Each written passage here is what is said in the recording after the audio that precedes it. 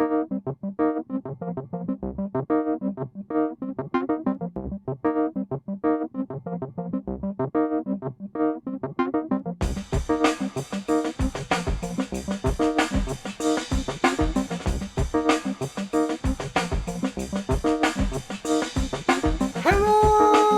and welcome back to the Great Sibling Showdown! In the last showdown, Olivia and Noah debated whether kids under 18 should be allowed to vote. Well, the votes are in, and you didn't disappoint. Lots of votes came in for the debate, so it must be a topic many of our listeners feel strongly about. If you want to know the results, you don't have to wait much longer, but there's something we need to get to first. Mailbag. I'll get things started by reading a few messages we received from listeners who agreed with me that we should give kids under 18 the opportunity to vote. Aiden from Geelong, Australia said, "Well, I think that it will give younger people a chance to think independently. Keep up the great work." Ivy from Vancouver, Canada said, "I don't know, just 'cause kids should have a say in their future." Hugh from Melbourne, Australia said, "The government is an important part of the country, and if children could vote, then it would be amazing, because children would have strong opinions on what they want the government to be."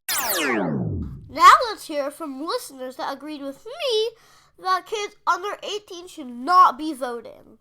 Dia from Livermore, California said, "I agree with Noah. People who are under 18 should not be allowed to vote. They are not mature enough yet. Our brains don't fully develop until we are around 25, so 16-year-olds might not know enough to make good decisions. They might trust websites that don't tell the truth. Thank you for reading my email and counting my vote." Summer from Tainan, Taiwan said, "Because they are not mature enough, and like Noah said, over half of the Americans don't want the voting age to be lowered." Gavri from Bet Shemesh, Israel said, "Because they are not mature enough." Wow, those were fabulous messages, including a lot of international ones. We are so lucky to have listeners that enjoy the podcast from places near and also places far, like Canada, Australia, and Israel. Well, now that all the votes have been counted, it's time to reveal the results. Drum roll, please! With 60.3% of the total vote, our listeners think that kids under 18 should be allowed to vote. That's one of the more lopsided debates we've had, but even so, the voting was pretty close. Whether you think younger kids should be able to vote or not, every vote counts on the Great Sibling Showdown. Now that Showdown 11 is in the books, it's time for the last debate of the Great Sibling Showdown. But don't worry, we will return on July 7th, also known as 7/7, with an all-new episode of the Curious Kid podcast.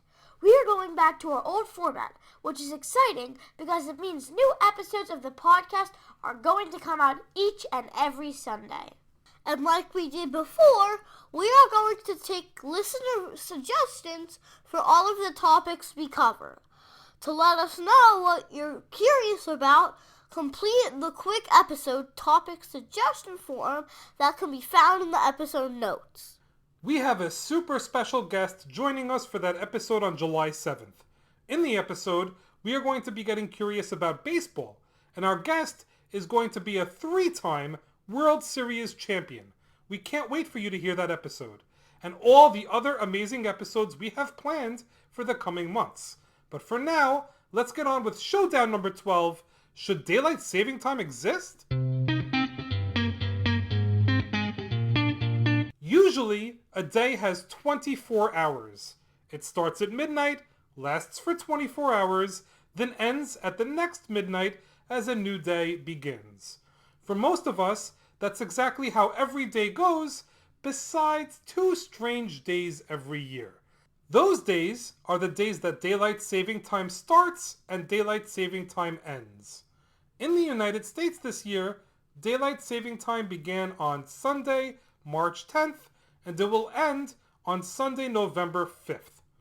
Something funny happened for many of us on Sunday, March 10th. At 2 a.m., the clock jumped ahead a full hour to 3 a.m. You probably didn't realize because you were probably sleeping. Many clocks with internet connectivity, like the clocks on computers, tablets, cell phones, and other devices, jumped ahead automatically.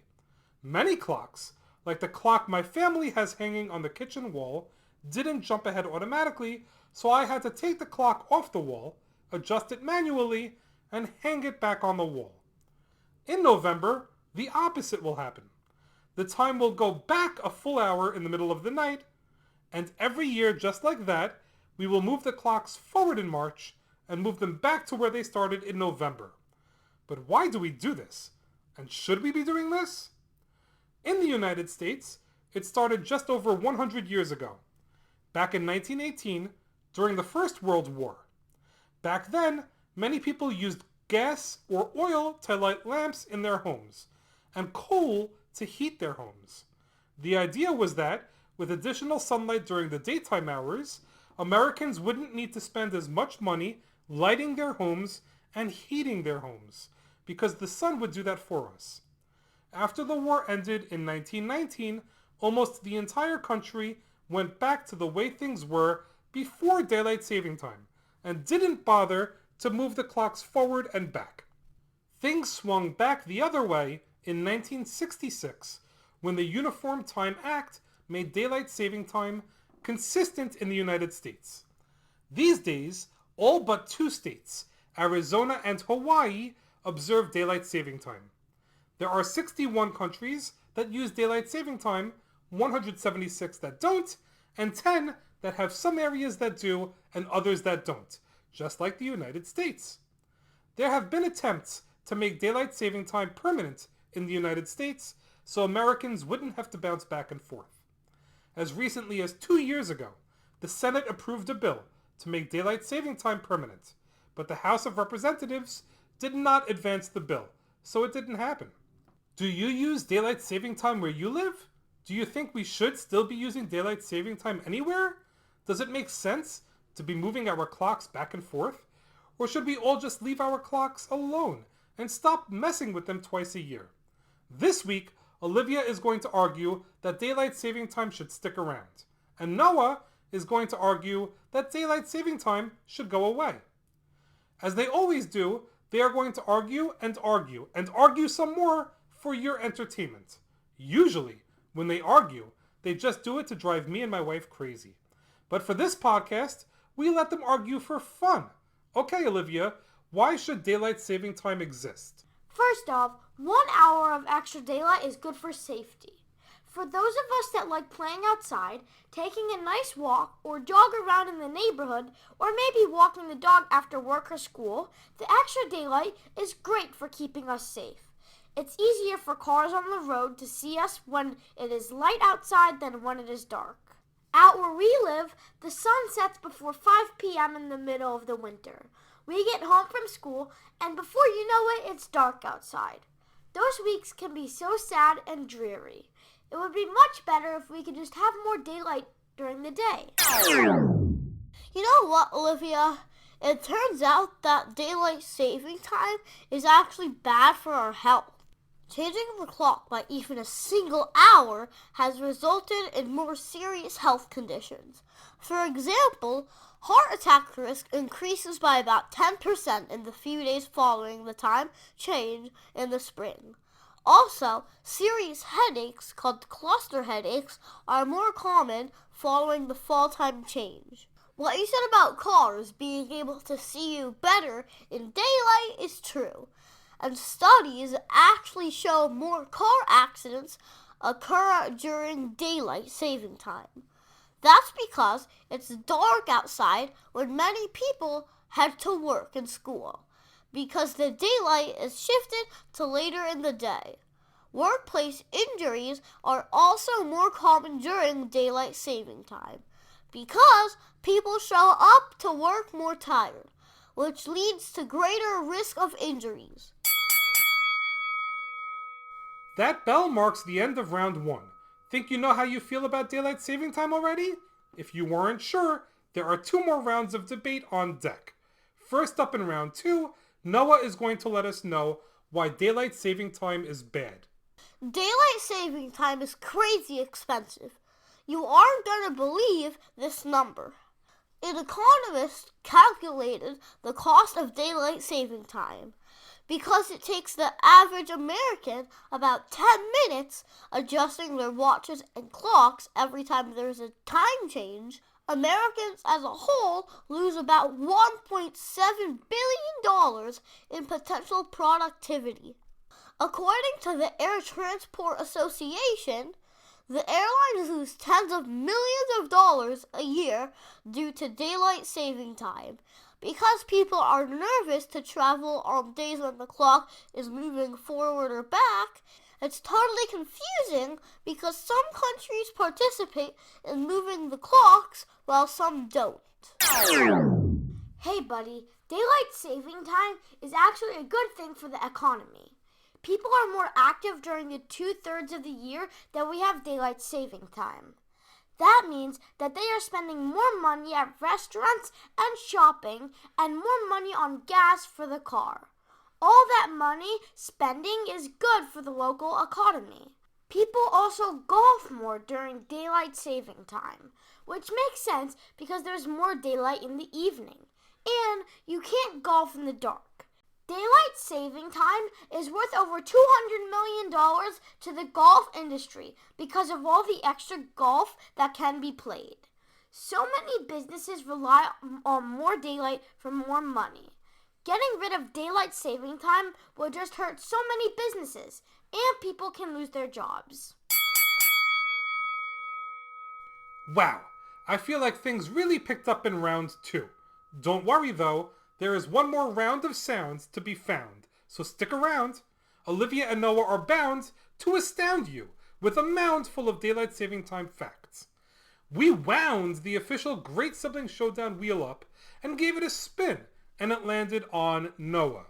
Noah, you've got 60 seconds to make your final argument, and the clock starts now. Daylight saving time messes with our sleep cycles, and that's not good. There's a hormone that our body makes called melatonin. Our bodies make melatonin to help us go to sleep. When it gets dark outside, it sends a signal to our bodies to make more melatonin. All of a sudden, in the spring, our bodies don't get the same amount of melatonin in the evenings. When we move the clock ahead in the spring, it messes with our whole sleep cycle, which is really bad for people that already have trouble getting to sleep or staying asleep. When we struggle to sleep, we end up tired the next day, which impacts how well we do at school and work. Get lost, daylight saving time. Nonsense, Noah. Daylight saving time is a great thing. We should enjoy the extra daylight in the evening and take advantage of it. Studies have shown that people are more active and spend more time outdoors during daylight saving time. Isn't it better to go outside and play a game of basketball or something than just sit around in the house watching TV or playing video games? Here in New Jersey, it doesn't get dark until after 8 p.m. in June. So me and Noah are swimming after school on most days and then either playing basketball, baseball, or soccer. The extra daylight is awesome, so enjoy it by spending more time in the beautiful outdoors. Well, there it is, the end of the final arguments. Now it's up to you, our listeners, to call the shots and tell us how you feel. You can do that by clicking on the link for the voting form that can be found in the episode notes. Before we wrap up the showdown, we have some special listeners to thank. We want to thank our newest Patreon supporters, Cooper and Nora L. A big thanks to Cooper and Nora for the support. We also want to wish a very happy birthday to listeners Augie and Wade. They are twins and they turned 7 this week. I've been 7 for a while now, and it's awesome. You kids are gonna love it. Happy birthday, Augie and Wade. We hope you get everything you want for your birthday. Just a reminder to everyone that this is the last episode of the Great Sibling Showdown. Don't go anywhere though. We are returning to the old format, and we will be releasing new episodes of Curious Kid Podcast each and every Sunday starting in July. They will be released on the same podcast feed, so you don't need to do anything to hear the new episodes when they come out. If you haven't done so already, don't forget to subscribe. You can also follow us on social media and fill out an episode topic suggestion form so we can get curious about a topic you suggest. Big things are coming to Curious Kid Podcast in July, so stick around.